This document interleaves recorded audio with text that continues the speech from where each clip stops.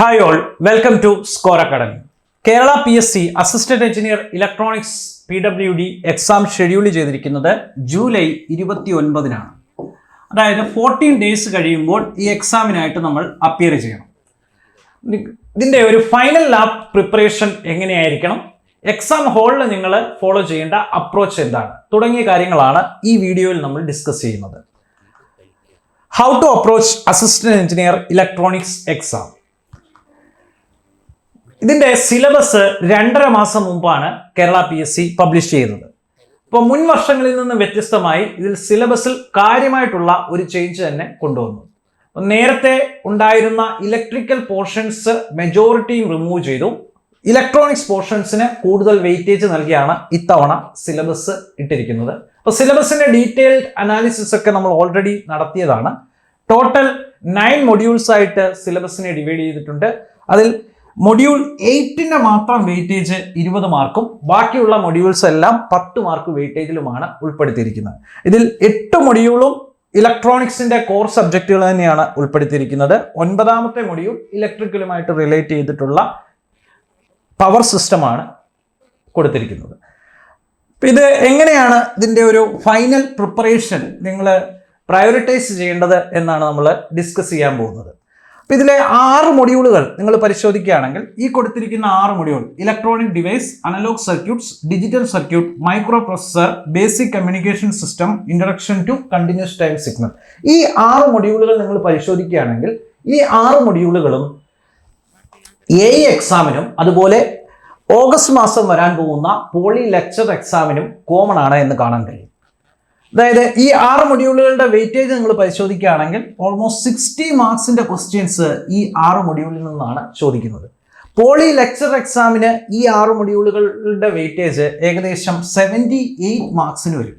അപ്പൊ എക്സാക്റ്റ് ആയിട്ട് മൊഡ്യൂൾസ് അതുപോലെ തന്നെ പോളിക്ക് കൊടുത്തിരിക്കുകയല്ല, എങ്കിലും ഏറെക്കുറെ ഒരു 90% പോർഷൻസും സിമിലർ ആണ്. പോളി എക്സാമിന് വരുമ്പോൾ കുറച്ച് പോർഷൻസ് അഡീഷണൽ ആയിട്ട് അതിനകത്ത് ഇൻക്ലൂഡ് ചെയ്തിട്ടുണ്ട്. അപ്പൊ ഇവിടെ നിങ്ങൾ നോക്കുകയാണെങ്കിൽ ഇലക്ട്രോണിക് ഡിവൈസും അനലോഗ് സർക്യൂട്ട്സും ഇത് രണ്ടും കൂടെ ഒരുമിച്ച് പോളിയിൽ 2 മൊഡ്യൂളുകളായിട്ടാണ് കൊടുത്തിരിക്കുന്നത്. Analog circuits then linear integrated circuits എന്നിങ്ങനെ 2 മൊഡ്യൂളുകൾ ഓരോന്നിനും 20 മാർക്ക് വെയിറ്റേജിൽ പോളിയിൽ ടോട്ടൽ 40 മാർക്കിന് വെയിറ്റേജ് വരുന്ന പോർഷൻസ് ആണ് ഈ 2 മൊഡ്യൂളിൽ ഇൻക്ലൂഡ് ചെയ്തിരിക്കുന്നത്. അപ്പോൾ ഈ ലീനിയർ ഇന്റഗ്രേറ്റഡ് സർക്യൂട്ട്സും AEയുടെ സിലബസ് നിങ്ങൾ പരിശോധിക്കുകയാണെങ്കിൽ അത് അനലോഗ് സർക്യൂട്ട്സിൽ തന്നെ ഉൾപ്പെടുത്തിയിട്ടുണ്ട് എന്ന് കാണാം. അപ്പോൾ ഈ കാര്യങ്ങൾ നിങ്ങൾ പഠിക്കുകയാണെങ്കിൽ പോളിയുടെ ഈ 40 മാർക്കിനുള്ള പ്രിപ്പറേഷൻ ഏറെക്കുറയായി, കംപ്ലീറ്റ് ആയി എന്നല്ല ഉദ്ദേശിക്കുന്നത്, ഏറെക്കുറയായി. കുറച്ച് അഡീഷണൽ പോർഷൻസ് ഉറപ്പായിട്ട് പോളിക്കുണ്ടാവും, അത് നമ്മൾ സെപ്പറേറ്റ് പ്രിപ്പയർ ചെയ്യേണ്ടി വരും.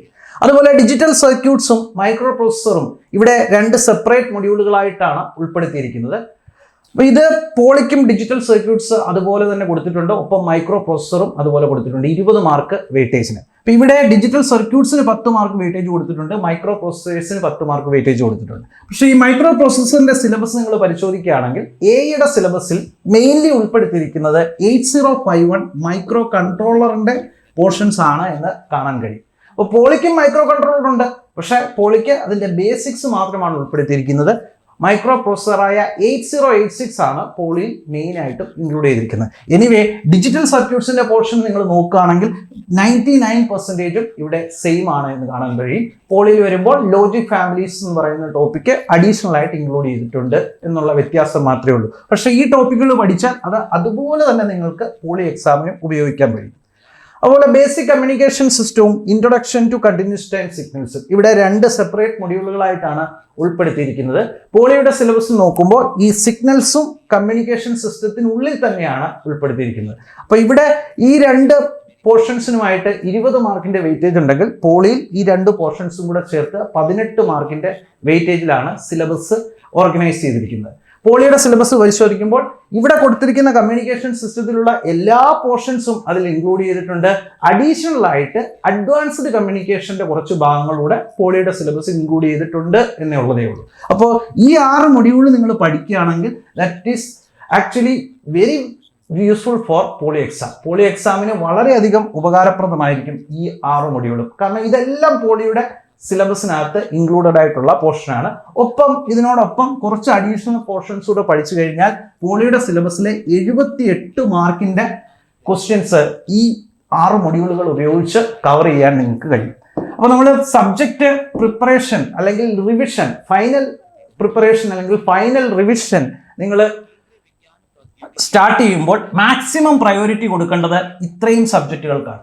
കാരണം ഇത്രയും സബ്ജക്റ്റുകൾ നിങ്ങൾ പഠിച്ചു കഴിഞ്ഞാൽ ഈ 2 എക്സാമിനും 1 മാസം കഴിയുമ്പോൾ തന്നെ പോളി എക്സാം ഉണ്ട്, ഇത് രണ്ടിനും നിങ്ങൾക്ക് അത് യൂസ്ഫുൾ ആയിരിക്കും എന്നുള്ളത് കൊണ്ട് മാക്സിമം പ്രയോറിറ്റി ഈ 6 മൊഡ്യൂൾസിന് കൊടുക്കുക.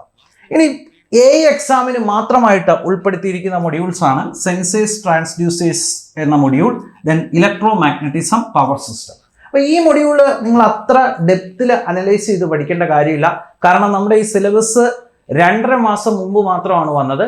അപ്പോൾ എല്ലാവർക്കും ഇത്രയും ടൈം മാത്രമേ ഇത് പ്രിപ്പയർ ചെയ്യാൻ കിട്ടിയിട്ടുണ്ടാവുള്ളൂ. അപ്പോൾ ഈ 2.5 മാസം കൊണ്ട് ഈ complete syllabus in depth detail ആയിട്ട് അനലൈസ് ചെയ്ത് പഠിക്കുക എന്ന് പറഞ്ഞാൽ ഇറ്റ്സ് ഓൾമോസ്റ്റ് ഇമ്പോസിബിൾ. അപ്പോൾ നമ്മൾ കുറച്ചുകൂടി എഫിഷ്യൻ്റ് ആയിട്ടുള്ള സ്ട്രാറ്റജി, പ്രിപ്പറേഷൻ സ്ട്രാറ്റജി നമ്മൾ ഫോളോ ചെയ്യണം. അപ്പോൾ അതാണ് നമ്മൾ ആദ്യമേ നമ്മുടെ സ്റ്റഡി പ്ലാനിൽ തന്നെ ഡിസ്കസ് ചെയ്തിട്ടുണ്ടായിരുന്നു. പോളിയിലും ഇതിനും കോമൺ ആയിട്ട് വരുന്ന പോർഷൻസ് മാക്സിമം കോൺസെൻട്രേറ്റ് ചെയ്യുക. ദെൻ ഈ എക്സാമിന് മാത്രമായിട്ട് വരുന്ന ഈ 3 മൊഡ്യൂൾസിന് നമ്മളൊരു എഫക്റ്റീവ് ആയിട്ടുള്ള സ്ട്രാറ്റജി ഡെവലപ്പ് ചെയ്യുക, അതിനനുസരിച്ച് മുന്നോട്ട് പോവുക. അപ്പോൾ ഇവിടെ നിങ്ങൾ ഫോളോ ചെയ്യേണ്ടത് കുറച്ചുകൂടി ഒരു പെരിഫറൽ സ്റ്റഡിയാണ്, സെലക്റ്റീവ് സ്റ്റഡിയാണ് നമ്മളിവിടെ ഫോളോ ചെയ്യേണ്ടത്. അപ്പോൾ ആ സെലക്റ്റീവ് സ്റ്റഡി ആണെങ്കിൽ തന്നെ എങ്ങനെയാണ് ഇതിനെ പ്രയോറിറ്റൈസ് ചെയ്യേണ്ടത്? മൊഡ്യൂൾ 8-നാണ് നിങ്ങൾ മാക്സിമം പ്രയോറിറ്റി കൊടുക്കേണ്ടത്. ആദ്യത്തെ 6 മൊഡ്യൂളുകൾ നമ്മൾ സെലക്ട് ചെയ്ത 6 മൊഡ്യൂളുകൾ കഴിഞ്ഞാൽ പിന്നെ നെക്സ്റ്റ് പ്രയോറിറ്റി നിങ്ങൾ കൊടുക്കേണ്ടത് മൊഡ്യൂൾ 8-നാണ്. അതെന്തുകൊണ്ടാണ് മൊഡ്യൂൾ 8-ന് പ്രയോറിറ്റി കൊടുക്കുന്നത്? കാരണം ഇതിന്റെ വെയിറ്റേജ് 20 മാർക്സ് ആണ്. അപ്പോൾ ഇവിടെ വളരെയധികം തിയററ്റിക്കൽ പോർഷൻസ് സിലബസിനകത്ത് ഇൻക്ലൂഡ് ചെയ്തിട്ടുണ്ട്. അപ്പോൾ അതെല്ലാം കൂടെ കവർ ചെയ്യുക എന്ന് പറയുന്നത് ബുദ്ധിമുട്ടാണ്. അപ്പോൾ നമ്മൾ കുറച്ചുകൂടി സെലക്റ്റീവായിട്ട് ഇമ്പോർട്ടൻ്റ് ആയിട്ടുള്ള പോർഷൻസ് ഐഡൻറ്റിഫൈ ചെയ്ത് വളരെ ബ്രീഫായിട്ടുള്ള ഒരു ക്ലാസ് ആണ് പ്രൊവൈഡ് ചെയ്തിരിക്കുന്നത്. ആ ക്ലാസ് നിങ്ങൾ വൃത്തിയായിട്ട് കേൾക്കുക. അവിടെ നമ്മൾ ഡിസ്കസ് ചെയ്തിരിക്കുന്ന ക്വസ്റ്റ്യൻസ് ഒക്കെ ഡീറ്റെയിൽ ആയിട്ട് അനലൈസ് ചെയ്യുക. ഒപ്പം നമ്മുടെ ടെസ്റ്റ് സീരീസിൽ ഇൻക്ലൂഡ് ചെയ്തിരിക്കുന്ന ടെസ്റ്റും ഡീറ്റെയിൽ ആയിട്ട് ചെയ്യുക. അപ്പോൾ ഇവിടെ ഇതിനോടൊപ്പം തന്നെ ഈ സെലക്റ്റീവ് സ്റ്റഡി ആയതുകൊണ്ട് തന്നെ നമ്മളൊരു ക്വിക്ക് റിവിഷൻ നോട്ട്സ് കൂടെ ഈ ഒരു മൊഡ്യൂളിന് പ്രൊവൈഡ് ചെയ്തിട്ടുണ്ട്. അപ്പോൾ നിങ്ങൾക്ക് ഫൈനൽ ലാപ്പിൽ വളരെ പെട്ടെന്നുള്ള ഒരു റിവിഷൻ നടത്താൻ വേണ്ടിയിട്ട്, അതായത് തിയററ്റിക്കൽ ക്വസ്റ്റ്യൻസ് മാക്സിമം ആൻസർ ചെയ്യാൻ നിങ്ങളെ ഹെൽപ്പ് ചെയ്യത്തക്ക രീതിയിലുള്ള ഒരു റിവിഷൻ നോട്ട്സ്, ഷോർട്ട് നോട്ട്സ് നമ്മൾ ഈ സെൻസേഴ്സ് ആൻഡ് ട്രാൻസ്ഡ്യൂസേഴ്സ് എന്ന മൊഡ്യൂളിന് പ്രൊവൈഡ് ചെയ്തിട്ടുണ്ട്. അപ്പോൾ ഇതിനകത്തുനിന്ന് മാക്സിമം ഡയറക്റ്റ് തിയററ്റിക്കൽ ക്വസ്റ്റ്യൻസ് ആയിരിക്കും എക്സ്പെക്ട് ചെയ്യാൻ കഴിയുന്നത്. നിങ്ങൾ പ്രീവിയസ് ഇയർ ക്വസ്റ്റ്യൻസ് പരിശോധിച്ചാൽ തന്നെ നിങ്ങൾക്ക് മനസ്സിലാവും, ഡയറക്റ്റ് ക്വസ്റ്റ്യൻസ് ആണ്. ന്യൂമറിക്കൽസ് ഒക്കെ വളരെ കുറവാണ്, അല്ലെങ്കിൽ കോൺസെപ്റ്റ് ഓറിയന്റഡ് ആയിട്ടുള്ള ക്വസ്റ്റ്യൻസ് ഒക്കെ കുറവാണ്. തിയററ്റിക്കൽ ക്വസ്റ്റ്യൻസ് ആണ്. ചെറിയൊരു പ്രിപ്പറേഷൻ, ഒരു എഫിഷ്യൻറ്റ് സ്ട്രാറ്റജിയിൽ പ്രോപ്പറായിട്ട് പ്രിപ്പയർ ചെയ്യുകയാണെങ്കിൽ, ഷോർട്ട് നോട്ട്സ് ഒക്കെ പ്രോപ്പറായിട്ട് വായിക്കുകയാണെങ്കിൽ ഡയറക്റ്റ് ആയിട്ട് ആൻസർ ചെയ്യാൻ കഴിയുന്ന തിയററ്റിക്കൽ ക്വസ്റ്റ്യൻസ് ആയിരിക്കും മാക്സിമം ഇതിനകത്തുനിന്ന് എക്സ്പെക്ട് ചെയ്യാൻ കഴിയുന്നത്. അപ്പോൾ നമ്മുടെ പ്രാക്ടീസ് ടെസ്റ്റുകളും ക്ലാസ്സിൽ ഡിസ്കസ് ചെയ്തിരിക്കുന്ന ക്വസ്റ്റ്യൻസും മിസ് ചെയ്യരുത്. സെലക്റ്റീവായിട്ട് എഫക്റ്റീവായിട്ട് പഠിക്കുക. ഇനി നോക്കിയേ, അടുത്ത പ്രയോറിറ്റി നിങ്ങൾ കൊടുക്കേണ്ടത് ഇലക്ട്രോ മാഗ്നറ്റിക്സിനാണ്. ഇപ്പോൾ ഇലക്ട്രോ മാഗ്നറ്റിക്സ് ബിടെക്കിന് പഠിച്ചിട്ടുള്ളവർക്കെല്ലാം അറിയാം, വളരെയധികം മാത്തമാറ്റിക്കൽ ആയിട്ടുള്ള ഒരു സബ്ജക്റ്റാണ്, കുറച്ച് ടഫായിട്ടുള്ള സബ്ജക്റ്റാണ്. ഇൻ ഡെപ്ത് നിങ്ങൾ അതിൻ്റെ കോൺസെപ്റ്റ് ഒക്കെ അനലൈസ് ചെയ്ത് പഠിക്കണമെങ്കിൽ ഇലക്ട്രോ മാഗ്നറ്റിക്സിന് ഒരു 50 to 60 അവേഴ്സ് ആവശ്യമാണ്. അത്രയും സമയം നമുക്ക് ഈ 2.5 മാസത്തിനുള്ളിൽ ഒരു കോമ്പറ്റീറ്റീവ് എക്സാമിന് പ്രിപ്പയർ ചെയ്യുമ്പോൾ ഡെഡിക്കേറ്റ് ചെയ്യാൻ കഴിയില്ല. അപ്പോൾ ഇതും നമ്മൾ സെലക്റ്റീവ് സ്റ്റഡിയാണ് ഫോളോ ചെയ്യേണ്ടത്. ഇലക്ട്രോ മാഗ്നറ്റിക്സിന്റെ ലെവൽ 2 ക്വസ്റ്റ്യൻസിലേക്ക് ഒന്നും നിങ്ങൾ പോകേണ്ട കാര്യമില്ല. നിങ്ങൾ ഗേറ്റിന്റെ ഒക്കെ ക്വസ്റ്റ്യൻസ് നോക്കുകയാണെങ്കിൽ ലെവൽ 2 ക്വസ്റ്റ്യൻസ് ആൻസർ ചെയ്യണമെങ്കിൽ, ഒരു ക്വസ്റ്റ്യൻ ആൻസർ ചെയ്യണമെങ്കിൽ 3 to 4 മിനിറ്റ്സ് ഒക്കെ ആവശ്യമാണ് എന്ന് കാണാൻ കഴിയും. അപ്പോൾ കേരള PSCക്ക് നമുക്ക് കിട്ടുന്ന പരമാവധി സമയം 54 സെക്കൻഡാണ്. ഈ 54 സെക്കൻഡ് കൊണ്ട് ആൻസർ ചെയ്യാൻ കഴിയുന്ന രീതിയിലുള്ള ക്വസ്റ്റ്യൻസ് ആണ് PSCക്ക് നമുക്ക് എക്സ്പെക്ട് ചെയ്യാൻ കഴിയുക. അത് ഇതിന്റെ തിയററ്റിക്കൽ പോർഷൻസിൽ നിന്നും സിമ്പിൾ ഇക്വേഷൻസിൽ നിന്നും ഒക്കെ ചോദിക്കാനാണ് സാധ്യത. അതായത് ഡയറക്റ്റ് ഫോർമുലാസ് അല്ലെങ്കിൽ കണ്ടീഷൻസ് അല്ലെങ്കിൽ അങ്ങനെയുള്ള ക്വസ്റ്റ്യൻസ് ആയിരിക്കും വരിക. അപ്പോൾ നമ്മൾ കുറച്ച് എക്സാമ്പിൾസ് പറയുകയാണെങ്കിൽ, ഇപ്പോൾ ബൗണ്ടറി കണ്ടീഷൻസ് റിലേറ്റഡ് ആയിട്ടുള്ള ബേസിക് ക്വസ്റ്റ്യൻസ്, അല്ലെങ്കിൽ മാക്സ്വെൽസ് ഇക്വേഷൻ ഏതാണ്, താഴെ തന്നിരിക്കുന്നതിൽ ഏതാണ് മാക്സ്വെൽ ഇക്വേഷൻ എന്ന് ഐഡന്റിഫൈ ചെയ്യുക, അല്ലെങ്കിൽ മാക്സ്വെൽ ഇക്വേഷൻ്റെ ഇൻ്റഗ്രൽ ഫോം ഏതാണ്, ഡെറിവേറ്റീവ് ഫോം ഏതാണ്, ദെൻ ട്രാൻസ്മിഷൻ ലൈൻസിലാണെങ്കിൽ ക്യാരക്ടറിസ്റ്റിക് ഇമ്പിഡൻസിന്റെ ഇക്വേഷൻ എന്താണ്, അല്ലെങ്കിൽ റിഫ്ലക്ഷൻ കോഎഫിഷ്യന്റിന്റെ ഇക്വേഷൻ എന്താണ്, ക്യാരക്ടറിസ്റ്റിക് ഇമ്പിഡൻസും ലോഡ് ഇമ്പിഡൻസും തന്നു കഴിഞ്ഞാൽ എങ്ങനെയാണ് കാൽക്കുലേറ്റ് ചെയ്യുന്നത്, ഇങ്ങനെയൊക്കെയുള്ള ബേസിക് ലെവൽ ക്വസ്റ്റ്യൻസ് ആണ് ഇതിൽ നിന്ന് ചോദിക്കാൻ സാധ്യത. കാരണം ആ രീതിയിലുള്ള ക്വസ്റ്റ്യൻസ് ചെയ്യാനുള്ള സമയം മാത്രമേ PSC നമുക്ക് കിട്ടാറുള്ളൂ സാധാരണ. അപ്പോൾ നമുക്ക് ഡയറക്റ്റ് ക്വസ്റ്റ്യൻസ് സിമ്പിൾ ഫോർമുലാസിൽ നിന്നുള്ളതോ തിയററ്റിക്കലായിട്ടോ ഉള്ള ഡയറക്റ്റ് ക്വസ്റ്റ്യൻസ് നമുക്ക് എക്സ്പെക്ട് ചെയ്യാം. ലെവൽ 1 ക്വസ്റ്റ്യൻസ് മാക്സിമം പ്രാക്ടീസ് ചെയ്യുക. അതാണ് EMTക്ക് നമ്മൾ ഫോളോ ചെയ്യേണ്ട സ്ട്രാറ്റജി. ഇൻ ഡെപ്ത് സ്റ്റഡിയിലേക്കോ ഡീറ്റെയിൽഡ് കോൺസെപ്ച്വൽ അനാലിസിസിലേക്കോ ഒന്നും പോകണ്ട. ഫോർമുലാസ് പഠിക്കുക, അത്യാവശ്യം ആവശ്യമുള്ള ബേസിക് കോൺസെപ്റ്റ്സ് മാത്രം, തിയറി മാത്രം പഠിക്കുക, അത് റിലേറ്റഡ് ആയിട്ടുള്ള ക്വസ്റ്റ്യൻസും ചെയ്ത് ശീലിക്കുക. ഇനി അടുത്ത സബ്ജക്റ്റ് നോക്കിയേ, പവർ സിസ്റ്റം. ഇത് ഇലക്ട്രോണിക്സുകാരെ സംബന്ധിച്ച് കുറച്ച് ബുദ്ധിമുട്ടുള്ള സബ്ജക്റ്റ് ആയിരിക്കും. അതുകൊണ്ട് തന്നെയാണ് നമ്മൾ ഇതിന് ലീസ്റ്റ് പ്രയോറിറ്റി കൊടുത്തേക്കുന്നത്. ഇലക്ട്രിക്കലിന്റെ കോർ സബ്ജക്ട്സ് ആണ് പവർ സിസ്റ്റം. 10 മാർക്കിന്റെ വെയിറ്റേജേ ഉള്ളൂ. അപ്പോൾ അതിനകത്ത് തന്നെ നമുക്ക് ഈ പവർ സിസ്റ്റത്തിൽ തന്നെ പവർ ഇലക്ട്രോണിക്സിന്റെ കുറച്ചധികം പോർഷൻസ് ഇൻക്ലൂഡ് ചെയ്തിട്ടുണ്ട്. അപ്പോൾ അത് നിങ്ങൾ മാക്സിമം വെയിറ്റേജ് കൊടുത്ത് ആദ്യം തന്നെ പ്രിപ്പയർ ചെയ്യുക. കാരണം ഇത് നമുക്ക് അടുത്ത പോളി എക്സാമിനും യൂസ്ഫുൾ ആയിട്ടുള്ള പോർഷനാണ്. അപ്പോൾ ഈ പവർ ഇലക്ട്രോണിക്സിന്റെ പോർഷൻ മാക്സിമം വെയിറ്റേജിൽ പഠിക്കുക. വളരെ കൺസൈസ് ആയിട്ടുള്ള ക്ലാസ്സുകളാണ് നമ്മൾ പ്രൊവൈഡ് ചെയ്തിരിക്കുന്നത്. നമ്മൾ തന്നിരിക്കുന്ന ടെസ്റ്റും പ്രോപ്പറായിട്ട് അറ്റൻഡ് ചെയ്യുക, ക്ലാസ്സിൽ പറഞ്ഞിരിക്കുന്ന ക്വസ്റ്റ്യൻസും നോക്കുക. കുറച്ച് ഭാഗങ്ങളൊക്കെ സ്കിപ്പ് ചെയ്താലും പ്രശ്നമില്ല. ഇത് റിലേറ്റീവ്ലി ഇലക്ട്രോണിക്സുകാർക്ക് ബുദ്ധിമുട്ടുള്ള പോർഷൻസ് ആയിരിക്കും. അപ്പോൾ ആ രീതിയിലുള്ള ഒരു സ്ട്രാറ്റജിയാണ് ഈ ഫൈനൽ ലാപ്പിൽ നമ്മൾ ഫോളോ ചെയ്യേണ്ടത്. നമുക്ക് എക്സാമിന് 10 days മുമ്പുള്ള സമയം നിങ്ങൾ പൂർണ്ണമായിട്ടും എക്സാമിന് മാത്രമായിട്ട് ഡെഡിക്കേറ്റ് ചെയ്യുക. ഈ എക്സാം എന്ന് പറഞ്ഞാൽ നമ്മൾ ഓൾറെഡി പറഞ്ഞു, എക്സാമിന്റെ ആദ്യത്തെ 6 മൊഡ്യൂളുകൾ ചേർന്ന് പോളിയുടെ 78 മാർക്കിന്റെ ക്വസ്റ്റ്യൻസ് കവർ ചെയ്യുന്നുണ്ട്. അപ്പോൾ അല്ലെങ്കിൽ അപ്രോക്സിമേറ്റ്ലി ഒരു 70 മാർക്സിന്റെ ക്വസ്റ്റ്യൻസ് ആദ്യത്തെ 6 മൊഡ്യൂളുകൾ ചേർന്ന് കവർ ചെയ്യുന്നുണ്ട്. സോ ഇതൊരു പ്രിലിംസ് ആണ്, പോളി ലെക്ചർ എക്സാമിനായിട്ടുള്ള ഒരു പ്രിലിംസ് ആണ്. സോ ഇത് ബുദ്ധിമുട്ടാണ് എന്ന് കരുതി അപ്ലൈ ചെയ്ത ആരും അറ്റൻഡ് ചെയ്യാതിരിക്കരുത്. നിങ്ങൾക്ക് ഒരു ലൈവായിട്ടുള്ള ഒരു റിയൽ ടൈം എക്സാം എക്സ്പീരിയൻസ് ആണ് ശരിക്കും ഈ എക്സാം.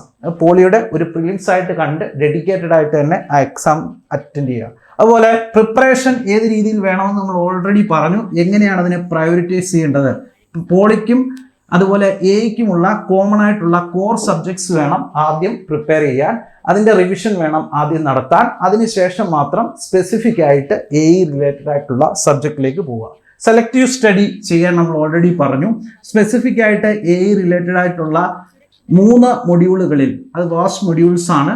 അപ്പോൾ അവിടെ നമ്മളൊരു സെലക്റ്റീവ് സ്റ്റഡി, നമുക്ക് ആവശ്യമെന്ന് തോന്നുന്ന ഭാഗങ്ങൾ മാത്രം ഡീറ്റെയിൽ ആയിട്ട് പഠിച്ച് മാക്സിമം ക്വസ്റ്റ്യൻസ് വർക്കൗട്ട് ചെയ്യുന്ന രീതിയിലുള്ള അതും ലെവൽ 1 ക്വസ്റ്റ്യൻസ് വർക്കൗട്ട് ചെയ്യുന്ന രീതിയിലുള്ള ഒരു സെലക്റ്റീവ് സ്റ്റഡിയാണ് നമ്മളിവിടെ ഫോളോ ചെയ്യേണ്ടത്. ഇനി കോമ്പറ്റീഷൻ ലെവൽ നിങ്ങൾ പരിശോധിക്കുകയാണെങ്കിൽ 14,128 പേരാണ് ഈ എക്സാമിന് അപ്ലൈ ചെയ്തത്. 14,128 ആൾക്കാർ അപ്ലൈ ചെയ്തു. അപ്പോൾ അപ്ലൈ ചെയ്ത സമയത്ത് ഇലക്ട്രിക്കലുകാർക്കും ഇലക്ട്രോണിക്സുകാർക്കും ഈ എക്സാം എഴുതാമായിരുന്നു. പക്ഷേ അതിനുശേഷം ഇതിൻ്റെ സിലബസിൽ കാര്യമായിട്ടുള്ള ഒരു ചേഞ്ച് വന്നു. ഇലക്ട്രോണിക്സിൻ്റെ കോർ പേപ്പറുകളാണ് മെയിനായിട്ടും ഇൻക്ലൂഡ് ചെയ്തേക്കുന്നത്. അതുകൊണ്ട് തന്നെ കുറേ അധികം പേര് ഇതിൽ നിന്ന് ബാക്കൗട്ട് ചെയ്തു. ഇപ്പോൾ 8,816 ആൾക്കാർ മാത്രമേ കൺഫർമേഷൻ കൊടുത്തിട്ടുള്ളൂ. സോ മുൻ വർഷങ്ങളെ അപേക്ഷിച്ച് കോമ്പറ്റീഷൻ ലെവല് വളരെ കുറവാണ്. അപ്പോൾ കോമ്പറ്റീഷനും കുറവാണ്, ഒപ്പം ഇത് ഒരു റിയൽ എക്സ്പീരിയൻസ് ആണ് പോളി ലെക്ചർ എക്സാമിന്. അപ്പം അതുകൊണ്ട് മാക്സിമം നിങ്ങൾ ഡെഡിക്കേറ്റഡ് ആയിട്ട് ഒരു 10 days ഇതിനായിട്ട് മാത്രം മാറ്റിവെച്ച് ഡെഡിക്കേറ്റഡ് ആയിട്ട് പഠിച്ച് ഈ എക്സാം അറ്റൻഡ് ചെയ്യുക. അതുപോലെ നമ്മൾ പ്രാക്ടീസ് ടെസ്റ്റുകൾ വളരെയധികം കൊടുത്തിട്ടുണ്ട്. അപ്പോൾ ഏത് എക്സാമിന് പോയാലും പ്രാക്ടീസ് ടെസ്റ്റുകൾ എന്ന് പറയുന്നത് ഇമ്പോർട്ടൻ്റ് ആണ്. നമ്മൾ എത്ര പഠിച്ചാലും അത് നമുക്ക് എക്സാം ഹോളിൽ ലിമിറ്റഡ് ടൈമിനുള്ളിൽ അപ്ലൈ ചെയ്യാൻ കഴിയുന്നുണ്ടോ എന്ന് അറിയണമെങ്കിൽ ഈ എക്സാംസ് എഴുതിയാൽ മാത്രമേ കഴിയുള്ളൂ. മാത്രമല്ല ഈ എക്സാംസിൽ കാണുന്ന പല ക്വസ്റ്റ്യൻസും നിങ്ങൾക്ക് ഒറിജിനൽ എക്സാം വരുമ്പോൾ അവിടെ നിങ്ങളെ പെട്ടെന്ന് ചിന്തിപ്പിക്കാനും അതേ ടൈപ്പ് ക്വസ്റ്റ്യൻസ് ആൻസർ ചെയ്യാനുമുള്ള ഒരു കപ്പാസിറ്റി ബിൽഡ് ചെയ്യാൻ നിങ്ങളെ സഹായിക്കും. സോ പ്രാക്ടീസ് ടെസ്റ്റുകൾ മാക്സിമം അറ്റൻഡ് ചെയ്യുക. പൊതുവേ പ്രാക്ടീസ് ടെസ്റ്റുകൾ അറ്റൻഡ് ചെയ്യുന്ന ആൾക്കാരുടെ അളവ് വളരെ കുറവാണ്. അതുകൊണ്ടാണ് നമ്മൾ പറയുന്നത് മാക്സിമം ഇമ്പോർട്ടൻസ് പ്രാക്ടീസ് ടെസ്റ്റുകൾക്ക് കൊടുക്കുക. അപ്പോൾ ഇതാണ് നമ്മൾ ഈ എക്സാമിൻ്റെ ഫൈനൽ ലാപ്പിൽ ലാസ്റ്റ് 14 days പ്രിപ്പറേഷന് ഫോളോ ചെയ്യേണ്ട ഒരു strategy. Then lecture in electronics engineering exam August 29 ഒരു മാസത്തിന് ശേഷം തന്നെ ഉണ്ടാവും. അപ്പോൾ അതിന് നമ്മൾ ഫോളോ ചെയ്യേണ്ട ഒരു 45 ഡേയ്സ് സ്റ്റഡി പ്ലാൻ അടുത്ത വീഡിയോ ആയിട്ട് നമ്മൾ ഉടനെ ചെയ്യുന്നുണ്ടാവും. Thank you.